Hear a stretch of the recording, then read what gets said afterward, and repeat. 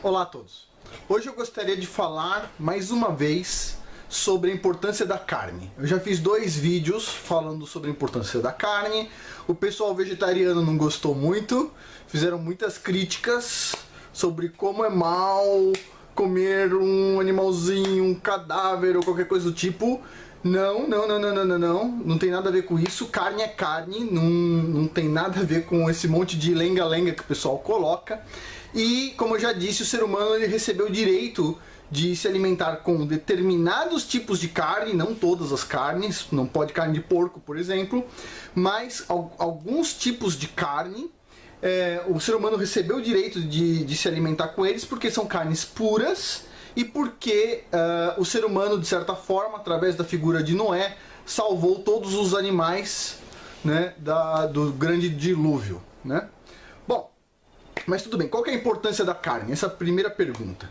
E na verdade, só dando continuidade ao último vídeo. Então eu falei sobre os Nephilims, eu falei que os espíritos das criaturas criadas na Terra, os espíritos criados na Terra, eles não vão para o céu, ao contrário do nosso espírito. Nosso corpo foi feito na Terra, ele fica na Terra. Nosso espírito foi feito no céu, ele vai para o céu, né? Quando as pessoas morrem. Mas as criaturas criadas na Terra, com o espírito criado na Terra, eles ficam perambulando por aí, tá? Eles não sobem. E essas criaturas, elas sentem sede, né? A gente chama essas criaturas de demônios, espíritos imundos, tá? É muito bem conhecido na Bíblia isso. E a gente não deve fazer nenhum tipo de comunicação com esses seres, ok? Com esses demônios. Por quê? Porque eles querem o mal do ser humano, tá? Eles não entendem o porquê Deus criou tudo isso pra gente, pros seres humanos. Basicamente eles são ilegais neste mundo, ok? Os seres humanos, eles têm autoridade sobre este plano, tá? Obviamente, né, tem um mal todo por aí, mas a gente tem autoridade para tentar mudar tudo isso. Mas, então a gente tem os vizinhos que a gente não tá vendo, que tem uma energia muito ruim, que são demônios, etc., influenciam a gente negativamente muitas vezes, e se algumas coisas não tivessem acontecido, esse período pré-diluviano poderia ter voltado muito rápido, tá? Poderia ter acontecido de novo muito rápido. Então uma das coisas que aconteceu com o dilúvio, como eu já disse em momentos passados, foi a atmosfera ficou carregada de água, tá? A gente tem muito mais água na atmosfera depois do dilúvio do que antes do dilúvio. Como todo mundo sabe, a energia divina que dá vida às coisas, uma parte importante dessa energia é dada através da água. E nós somos compostos por uma grande parte de água, ok? E a atmosfera agora também é composta por uma grande quantidade de água através da umidade da atmosfera. Bom, essa quantidade a mais de energia que a gente recebe da atmosfera, com essa quantidade de água que tem no ar, faz com que nós temos uma vida menos longa do que antes, ok? Antigamente o pessoal vivia 500 anos, 400 anos, 900 anos, e hoje em dia a gente não consegue muito passar dos 100 e poucos anos, tá? Então com o dilúvio a vida do ser humano foi reduzida. Por outro lado, teve um ponto positivo nisso. O ponto positivo foi, isso dificulta muito essas entidades demoníacas coabitarem com a gente neste plano físico repleto de água, ok? Como todo mundo sabe, fácil, todo mundo deve saber, a água não é uma coisa muito querida das entidades negativas ou demônios, ok? Então eu vou dar alguns exemplos aqui. Número 1. Nos rituais de exorcismo utilizado a água benta. Ponto número 1. Ponto número 2. Tem uma santa católica que um inscrito aqui do canal me mandou uma história muito bonita, não me lembro agora o nome da santa, mas ela foi num convento e no convento a chefona lá do convento disse: puxa, aqui o pessoal, as freiras aqui são bem evoluídas, porque elas conversam em outras línguas com anjos, né? E essa santa, né, então na época uma freira também disse: espera um pouquinho, dê carne a todas elas imediatamente. E após todas as freiras comerem carne, aquele contato se esgotou, acabou. Era um contato com entidades demoníacas e não com anjos, ok? É fácil uma entidade demoníaca vir no seu ouvido e falar: não, você está me ouvindo, mas eu sou um anjo de luz, etc. Tal. Não existe isso, ok? Não existe isso, ok?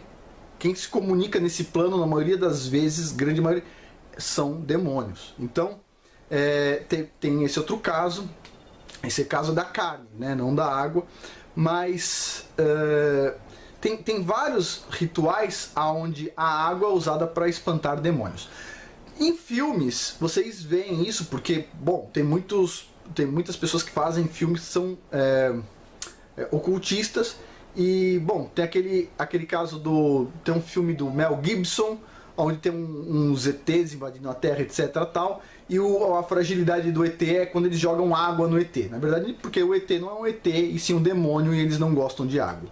Tem um padre católico, eu acho que é o chefe do observatório Lúcifer. Não sei porque a igreja criou um observatório com o nome de Lúcifer, mas, ok. E esse cara do observatório Lúcifer, esse padre, ele foi perguntado numa entrevista se aparecessem ETs na Terra, se ele estaria disposto a benzer os ETs. E esse cara disse: ah, sim, não, os ETs com certeza existem, mas eles não aceitariam ser benzidos porque eles não gostam de água.